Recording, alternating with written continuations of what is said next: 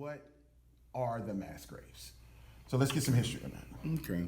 Well, let's go back in time to Okay. those ill-fated days of May 31st, June 1st.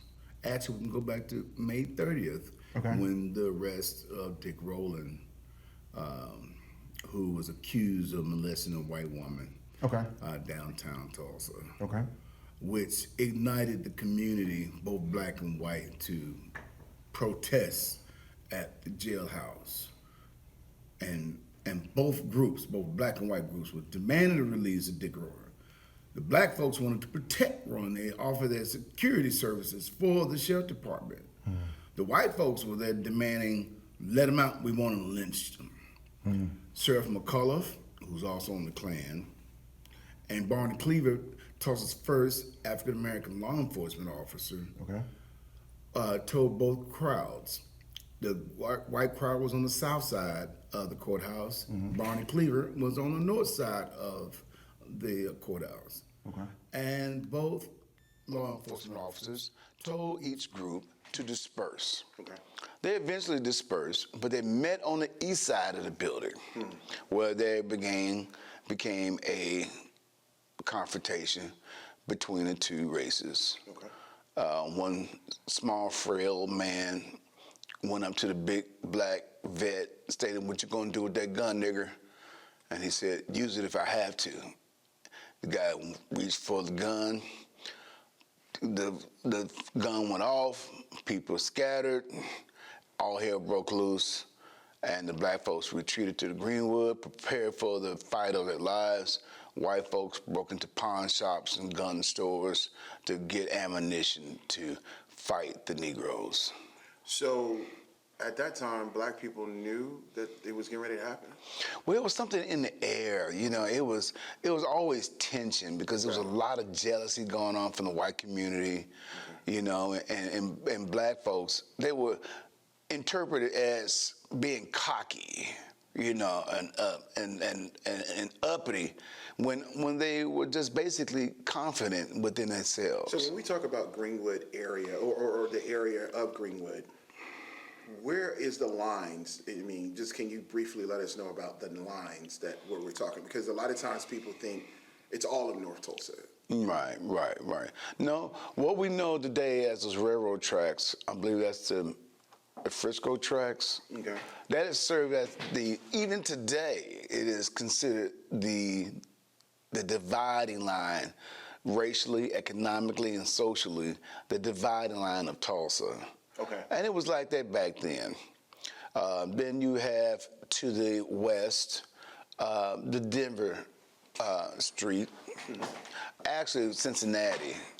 If you can get to Denver, that was a problem. But Denver was one section. Cincinnati, what we know today as MLK, was the boundary line to the west, and the boundary line of Greenwood was not just Greenwood to the east. It was actually further to the east, where what we know today as the Fin Tube and where the new AMX or BMX Center. BMX Center that's there. And that was, you know, and many people get this misnomer that there was one set of buildings on Greenwood when it was Greenwood stretched to the south, almost to the railroad tracks, all the way over to what we know today as Guthrie Green. That was the Greenwood area as well. And of course, as what we know today as Pine Street today. Gotcha. And that area was rural at that time. Gotcha. So it seems as if that black people were in a small section, but to the north of them was white families, right? White. Yeah. And then to the south of them was white, and also natives too that was there. And also keep in mind that white folks also lived in Greenwood area as well. Oh, I didn't know that. Oh yes. Okay. Oh, yeah. Okay. So the massacre happened, and then we had dead bodies. Okay. So what did the city of Tulsa do, or was there a city at the time? There was a city at the time, 1921, yes. Yeah.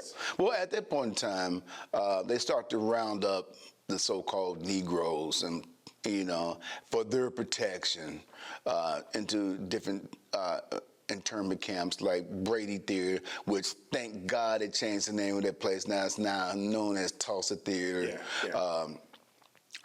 McNulty Park, where Home Depot is, downtown on Elgin, just west of Oakland Cemetery, at the fairgrounds as well. And I think it was another one I heard too, as far as Golden Gate Park, which is near the Mohawk Park area. Okay.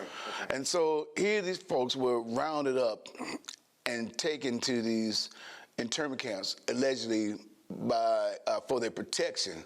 But I'm trying to figure out, how can you do protecting them when you got them under guard, armed guard, and they have their hands up walking all to these internment camps?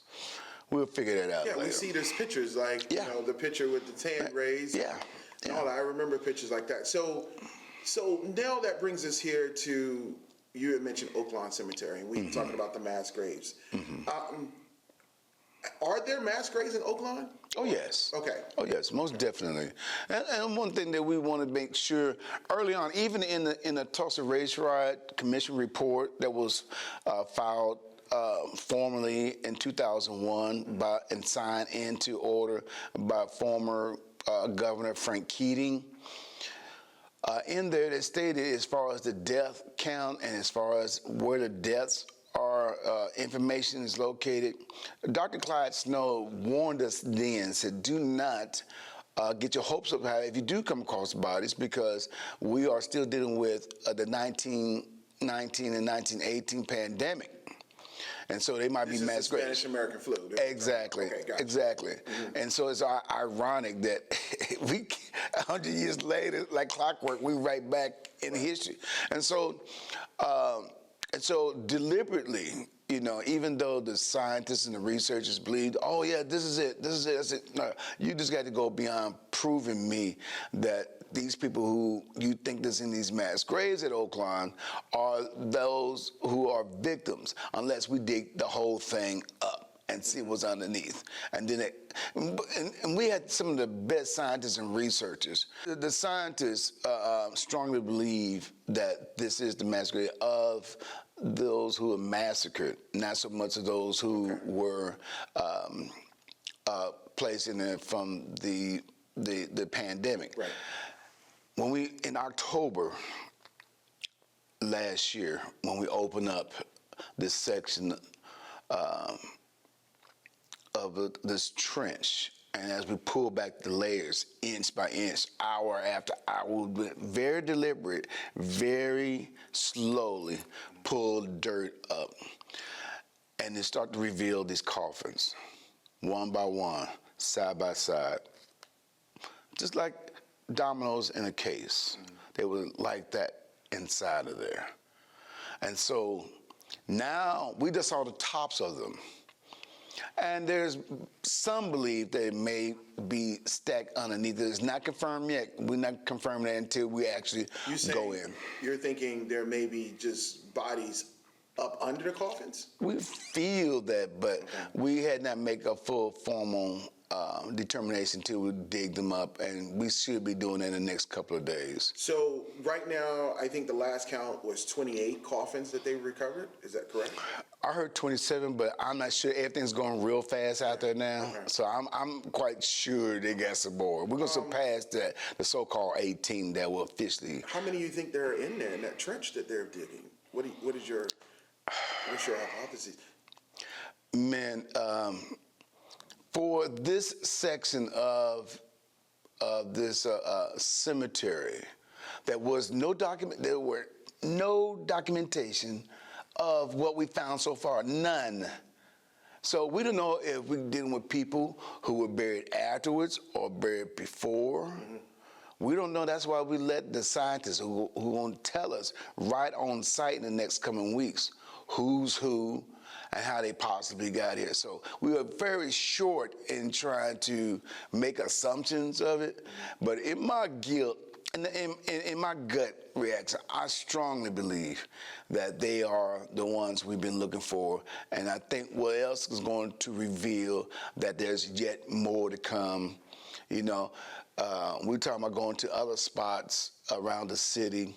However, I think we're going to spend a little more time here at Oaklawn because we still got some more holes in Oaklawn that we need to make. So, did the city own that section? Yes. Of where they're digging? Yeah, the city owns the whole cemetery. Matter of fact, going back in time, I remember talking to the late Curtis Lawson and the late Mr. Littlejohn, who told me all kinds of stuff, but I couldn't believe until they showed me the documentation. And it was believed that the property was donated by a black family. Well, we had some researchers that found out who was living where before statehood. And we found out who owned land before Tulsa became a city. Right. The allotments are those, including the cemetery, are the Manuel family. They own their property, and let's see, their property was from 11th Street to the south, and to the east, Peoria, and to the north, 6th Street. So her property, her name was Centennial Manuel. She was just 17 years old when her property was sold. Oh, wow. And from my understanding of the laws during that time, property could not be sold of a minor until they become of age. But it did it anyway. Right. And so her father, she came across the property by way of her father, who mysteriously died in Taft, Oklahoma. And so for a few $100s, I believe, that property was sold to the city. And upon her land, you have not only the cemetery, but you have a VFW post there, American Legion post. Right. You have some townhomes. Right. You have a beautiful park. And then you have a little area that's called Centennial Plaza. Now, the big question I always have is, now, did you knowingly name it Centennial, knowing that it naturally belonged to the young woman named Centennial Manuel? Yeah. Or were you celebrating Tulsa turning 100 years old in 1998? Let's pick one. Yeah. Yeah, so that's, yeah.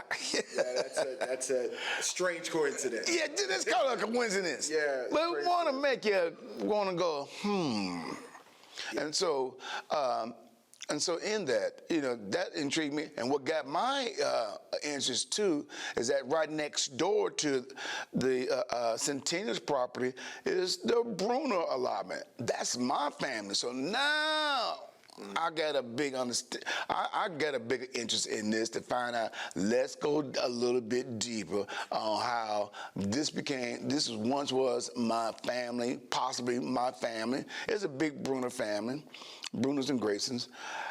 I would like to know how that property ended up where a freeway is on top of it.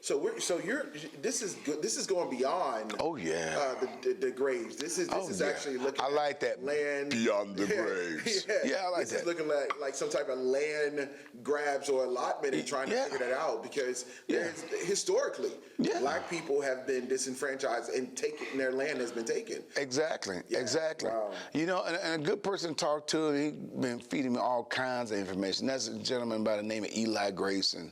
He just filled in the dots and how he tells the story about how, we got millions of acres that belong to black folks that they just took it. Wow. They just took it. Because the city of Tulsa, before it became Tulsa, was just a little country town. The borders didn't even pass 21st Street. Tulsa Town, right? Yeah. Okay. That's funny that you said that. Okay. Because do you understand who was the founder of Tulsa Town? You refresh my memory. Okay. Go ahead. Tell me. Sure. Okay. The founder of Tulsa Town is a gentleman named Josiah Perriman. Perriman. This Perryman is in the Creek Rose, is that correct? Yes, he is. Okay. He did a little homework. Yeah. His skin color is darker than you and I. Okay. But yet still, there's nothing in the city that recognized this man who found it before he had this area. Before the Trail of Tears got here, he was already in place. So are you trying to say that Tulsa historically could have been potentially a black town? Very much so. Wow. Let me tell you a little story that was passed down to me. You can call it a legend, folklore, whatever. Okay. But everything's pointing towards it, too, as far as I'm concerned. Yeah. Before the land run, or even before the Indian Removal Act was established,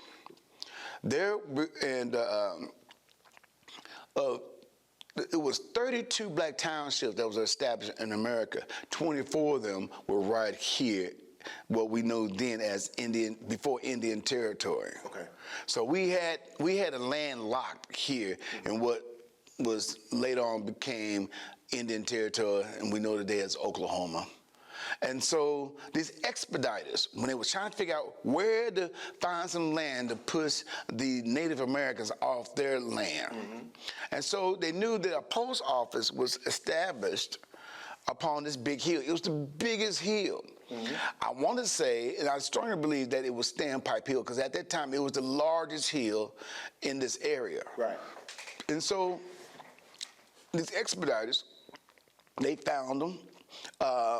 Found Josiah Perryman, and they even described him. In the Federalist Papers, it stated that we met Josiah Perryman, I'm paraphrasing, a big, burly, dark-complected man who owns numerous acres in this proposed area. Wow. And they asked him, Mr. Perryman, where are the boundaries of your property? And he said this: as far north as the eye can see, as far east as the eye can see, and as far south as the eye can see. And my brothers have everything to the west that you can see. So, at that time, some kind of deal was struck, and here come the Indians. That's a side of history that nobody talk about. Whew, that's a whole nother rabbit hole, though. Yeah. I'm telling you, I've been running that one. Yeah. Okay, so let's go back to the grave. Back to the grave. So, a lot of people have concerns that, I heard this one guy say this, he said that he was concerned that the coffins they're recovering were not a part of the mass grave, because if they would have killed people, would they have taken the time out to put them in a coffin? Well, see, here's the thing. If you look at the final report and the death section, it talks about how the city paid for burials. So it was money to be made by the embalmers. It was money to be made by the funeral owners, and they made money on submitting bills for the coffins. So coffins were purchased. Matter of fact, we're trying to figure out. So coffins were purchased? Yes. For mass graves? Well, yeah. Or for the dead, right? For the dead. And we're talking not just one or two coffins, we're talking hundreds of coffins. Well, no, they didn't order that much. Okay. They only ordered the official count, which is 36 to 39. Dead. So that was the narrative that they wanted to spin, is that it wasn't these thousands or hundreds of people that died. It was just 39. I mean, it was like a lot of the local media kept that number for years since the expose of the race riot. They tried to keep that number low, even to the last days, and they finally gave up, because there was no way that you can create that much carnage and you only come up with 39. Right. When the number is much more higher. And I can't help but to look on the notes of Mr. Sam Jackson, who was the owner of Jack's Memory Chapel, where he stated, he said he was in charge of embalming the blacks only, because they were being shipped out of town. Now get this. Now, he is responsible for embalming at least 18 bodies. And he got paid for it, you know. He did all the work. And I think one of the funeral homes, they got their little cut of the deal. Okay, so that's 18 that he embalmed that was supposed to go out of town. All right. Now, a part of the official count, we're going to find out if these folks that's inside these graves have been embalmed. Then you got the so-called 18 that are buried, not to mention the white folks that were buried somewhere else, but I think they out there too. So that number is much higher now. So you got the 18 and the 18 black, and I think the much lower number 13 white. So whatever that comes out to, 36 to 39 of the so-called official dead, but you still got 18 embalmed bodies that were supposedly sent out of town for loved ones. Where? We don't know. So you're saying that the city or the powers that are in charge went to Jax and said, you handle the black people. Yeah. Yep. And this is what he said in these notes. Were white people not wanting to handle black people at that time? Of course not. They took Sam. He was in an internment camp over there at the convention hall, Brady Theater, Tulsa Theater. Sam Jackson. Over there. And they took him out. Inside the internment camp. Yeah, and they took him out to go help with the injured. So they took him over to McNulty Park, which is over there where Home Depot is today. And there he cared for some of the folks who were injured. And after he did that, he got on back of the pickup truck, and there he began picking up the bodies of the dead. You mentioned something that I don't think that a lot of people understand, and I think it's just now hitting me. You're mentioning internment camps. Yep. In Tulsa. Yep. Where was that? Where were they? Okay, one place is Convention Hall.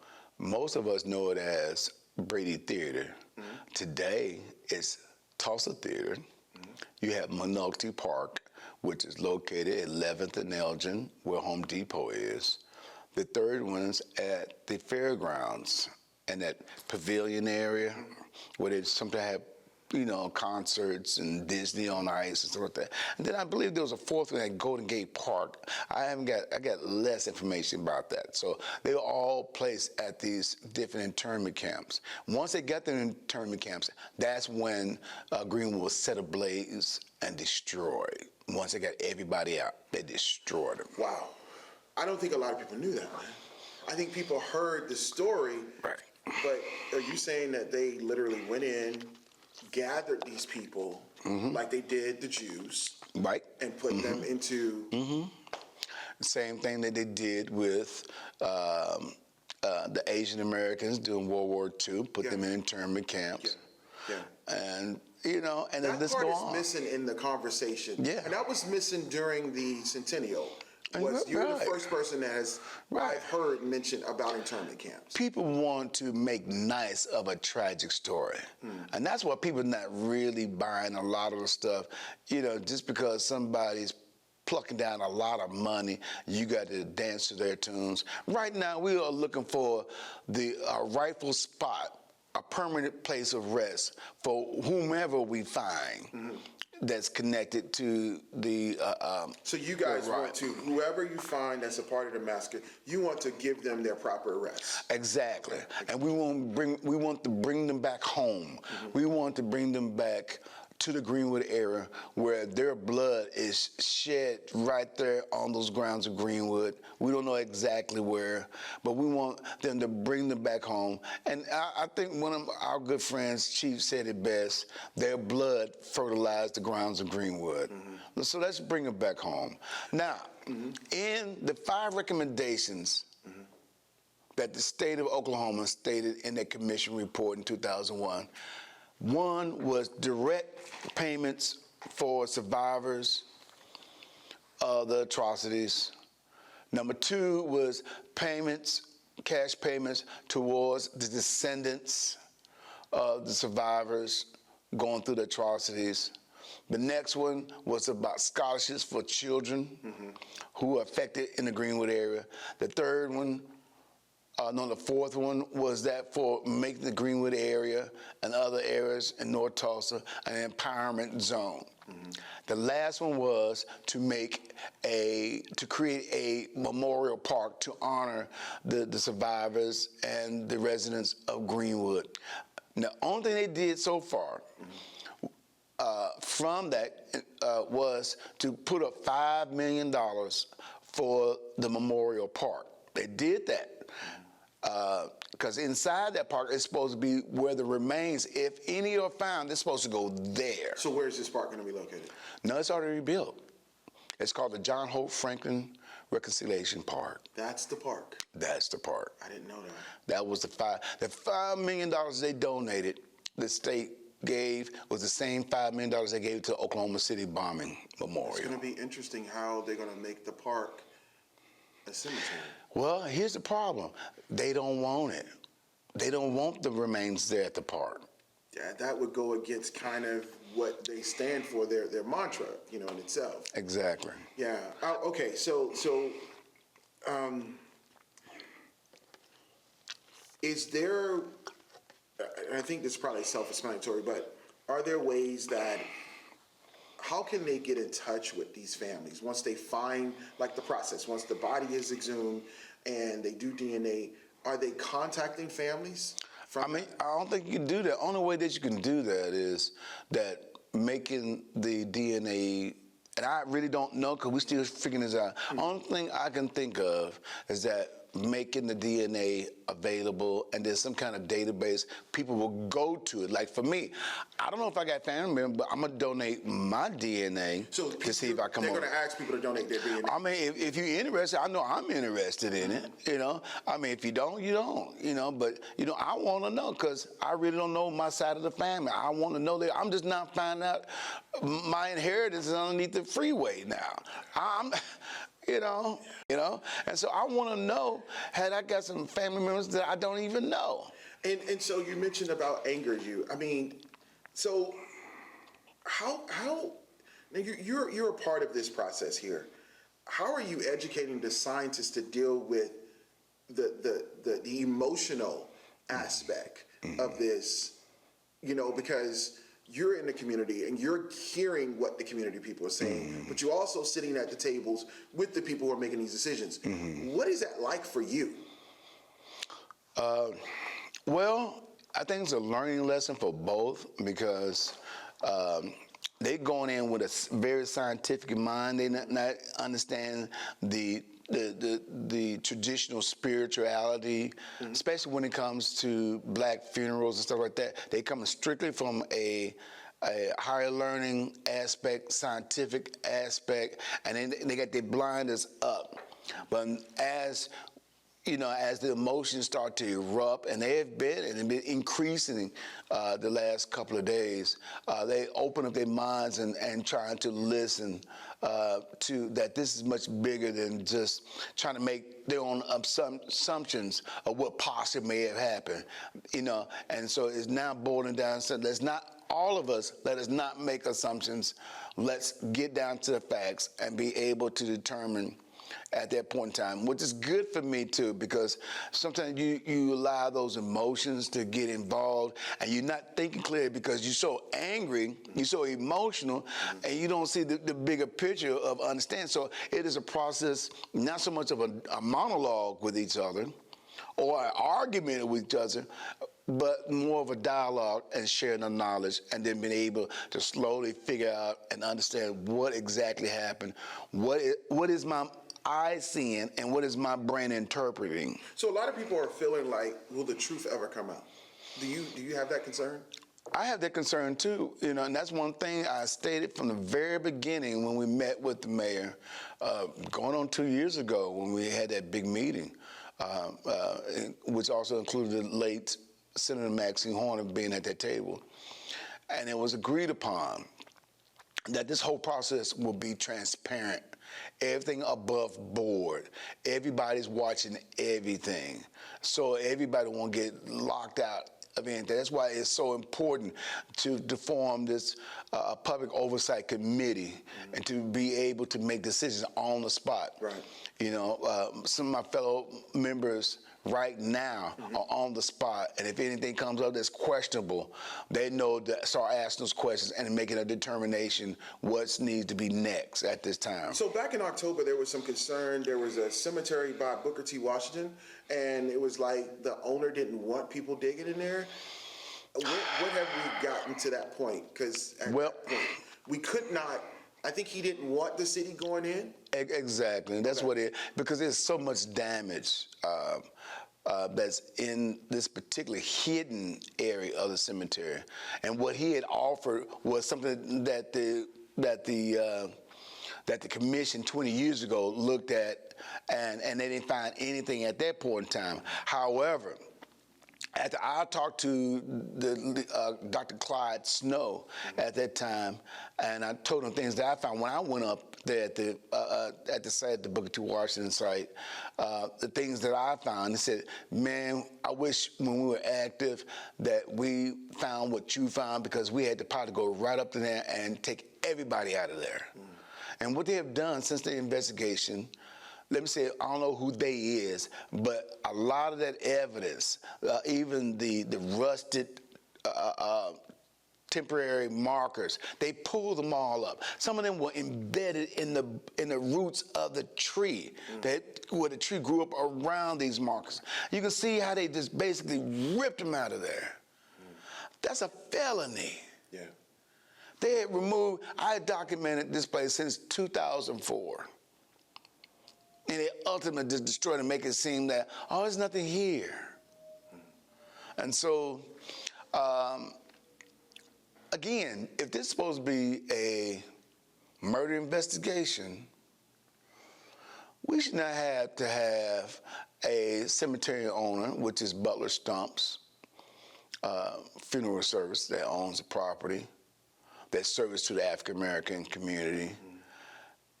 We should not have to be like dictated where we should look, because that's nothing but a little sleight of hand. Yeah, you can look right there, that little spot right there.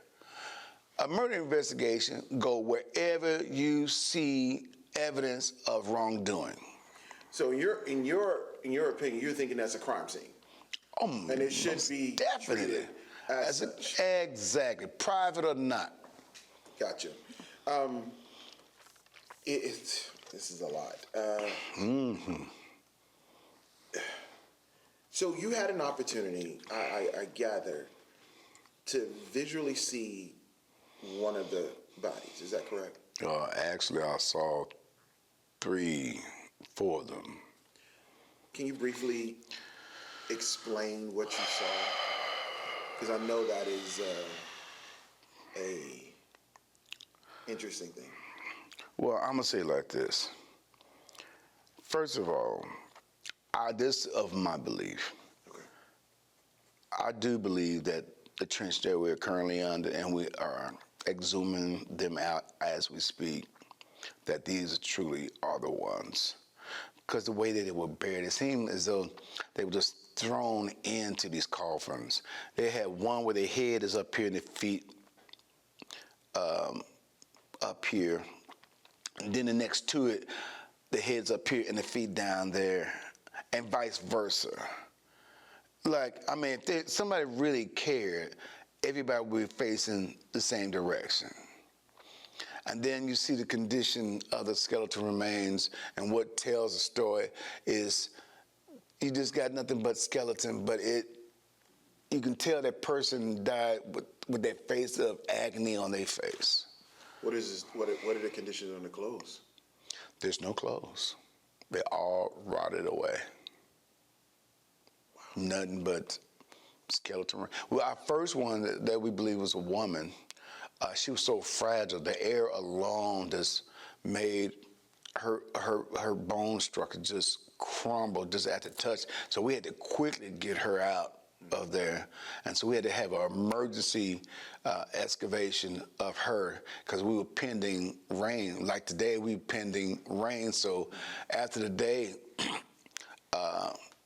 depending on how many we're able to get out today, we still dealing with the problems of rain. So now that means we got to cover everything back up. Water will get in. Exactly, and then we're gonna have a hot mess, literally a hot mess. Wow. But I would never forget that image on my face. I mean, you can just look at the worst scary movie or the worst horror film or costume, and that part is real. You know, only thing is missing. You think that the bones will always be bleach white. Right. Yeah, but that's not the case. And so it's so real that it looks surreal. You can't believe that you're looking at this. So it's very powerful. And as I get rest, I'm processing. And more I think about it, and I think about possibly, you know, as I too went inside the grave, and I actually did work, you know, helping with the excavation in there. And I can't help but to believe that possibly, as I'm looking down 15 feet down in one of the holes that we went all the way 15 feet where we hit a water table, and looking at the numbers, straight blue sky, I couldn't help but to imagine somebody that was thrown in these so-called trench and probably not even dead, but was dying and had nothing to do but to lay there and watch the blue sky and dirt being thrown upon them. So you, Kavin, I've been knowing you for a long time, and I way remember back when I first got here, you and Leroy would go out there, and you would say how you were hearing the voices, and because you have been following this for such a long time. Yeah. How do you feel now, 15 years, maybe 13, 14 years later, that we're now at the point that we're at today? How do you feel from, you've been preaching this, and now we're here? Right. One, it has been I feel vindicated because it was so much doubt, it was so much fear, so many threats. You know, one threat that I received said, "You need to leave the dead alone or you be among them." I will never forget that. And I was bold enough to say, well, you know, according to her, you know, my response was like, "Come and get me," and the response was, "Oh, you just so cocky, you so curt." I said, "No, I'm just confident," you know, and so, you know, I'm confident in what I've known and what I've discovered, what I have researched, and the story is much, much more to come. Yeah, it sounds like that. Do you know if there is any law enforcement agencies involved with this so that they can do forensic evidence as well? We got some of the powerful technical folks on board, researchers, scientists, and there are those in law enforcement who would like to throw their hat in the ring as well. Okay. And that's quite possible because we got so many other spots that we need to go to, you know, but we're limited in funds, and I'm hoping that within the incoming months that we start talking seriously about raising more private funds so we can just not only work towards final resting place and what that looks like, but also to further our search. We still got other areas, and the more we talk about it, we still getting people calling in. Well, I heard they over here. Well, I heard, you know, and so. And that's all well and fine. We want to hear all those stories. We want people to start talking about it because especially who's been very instrumental is the white community here in Tulsa. You know, they passing down those stories that are passed down to them. You know, that's very helpful because black folks didn't know they were throwing the Arkansas River because everybody was at the internment camps while they was getting rid of bodies. You know, you had white folks say, my great-grandfather saw bodies thrown in the Arkansas River by the truckloads and truckloads. And you mean to tell me we have, I call them allies, they're coming up and they're saying they want to be a part of this process. Exactly. Wow. And that's one thing we got to really really look at it, I know there's some folks that fight me tooth and nail. I said, we got to get a good understanding of that not all white folks are bad, not all black folks are good, right, and vice versa. We need to think in terms of what does reconciliation look like outside apology. We got to put some effort in on both sides. We all got to sit down and talk, and not only have this talk once a year during the anniversary of the riot, or during Black History Month, or during Juneteenth, or whatever. This needs to be constant dialogue that goes throughout the whole year, and then especially how our young need to be involved. Let them know they too can find out stuff along with us. We're all learning. And the end result, and Dr. Franklin really he bammed it in my head and said, you know, your goal is to make all Tulsa historians as far as what happened in Greenwood.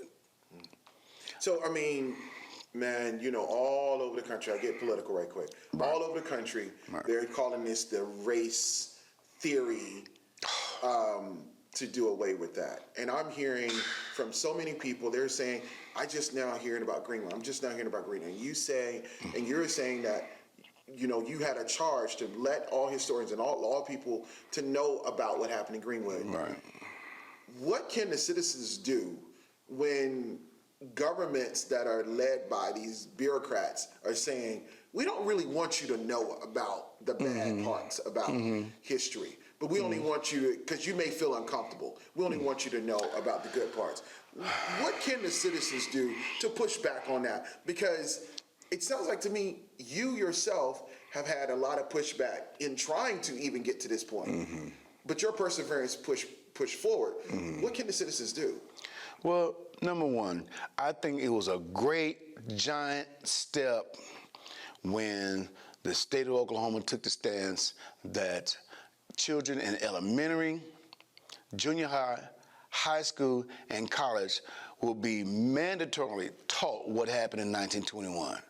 That was a beautiful case. It was like, yes, finally.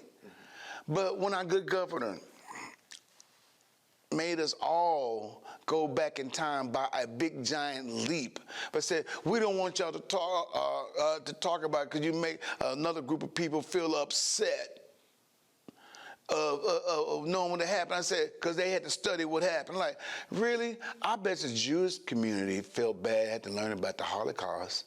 I bet you the Native Americans felt bad learning about the Indian Removal Act. I bet you I know how I felt when I had to learn about slavery. So it's just your turn to feel bad for the truth to be revealed. They often said, history is nothing but a lie agreed upon. And here in Oklahoma, they agreed to lie about Tulsa and all this happenings. And I love that phrase that Miss Eddie Faye Gates will often say that. And it just, okay, we got to figure out which lie we want to stick with, y'all. Right. Kavin, there's one more question I want to ask you. I've heard this story 4 or 5 times, Right. but I've never been able to pinpoint it. Right. I understand that there were kids from the massacre that were shipped to a place in Taft. And it was like an orphanage. The blind and deaf orphanage, yeah. Do you know much about that? I'm learning just a little bit of it. I'm kind of scared to learn about that. Because from my understanding, a lot of those folks that were shipped there were landowners. They controlled some property. And that means that whoever's controlling that orphanage, they were the guardians, and they controlled their. Yeah, from what I understand, that the orphanage is now a prison, which is Mabel Bassett.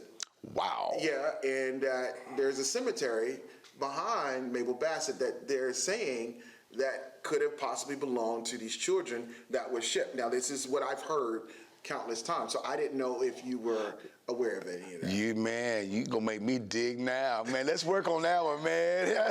Man, you feel like, whoa. Yeah, that's. Oh my I've gosh. heard because they didn't have from my understanding, they had to do something with the children. Right, you had to bury I someone. heard that they shipped the children off, and they kept the adults. So again, none of this is proven until we've proven it. But I have heard that. I didn't know if you've heard that as well. No, but ironically, some of the folks that part of this crew that we were working with, they have worked with this crew in Clearwater, either Clearview or Clearwater, Florida, where there's a school there, where they found out that in the parking lot there's a mass grave underneath there. And the guy who's like the city manager or the mayor, he's from Tulsa. And he kind of did some name tossing. I'll send you a link to that. And so this might be a good connection piece with the Taft deal. I'm just saying, I don't know. We all are learning. Yeah, we're learning. And I'm glad you mentioned that, because there's so many times people feel like they're experts in that. And I think that what you're basically saying is that we don't know it all. We're just learning as we go. Exactly. Okay. Exactly. Wow. Exactly. So what confidence does the community have in going forward with this? Demanding transparency to the powers that be. This, if any time is for us to start asking those questions of our senior citizens, our family members, now's the time. Everybody should have a story to tell. This is, if anything, we are living a color purple moment through this whole process. At least I have been. So what we need to do is have family talks. All of us been given little pieces of the story. Let's all talk together and let's make one big story. And so that's gonna mean what? Dialogue. If we got dialogue, we had the confidence of conversation and hearing those stories so we can pass those stories on down to the next generation. Unfortunately, the people that knew the best of my family, they all gone. Now I'm left with my father and my uncle and my aunt, and they barely know different stories. And so they come together to help fill in those blanks. And I really like for everybody, Black, white, Native American, go ahead and let's have these talks. And it starts with the family. And I tell the children, we got a program that we had before the epidemic hit us. We had a program here called Rebuilding Greenwood, one kid at a time. Where these kids, create their own business, and I told them, sky's the limit, what is your business? And these are second and third graders. And we even went down on Greenwood during spring break before we got counted out and just walked the grounds, and how excited they were that we've been talking about it and I've been briefing them on it, and they were finally on Greenwood and their eyes lighting up. And so it's all we got to do right now while our children are watching us, let's teach them well and then move out the way and let them lead. And that's what I want to do. That's my mission.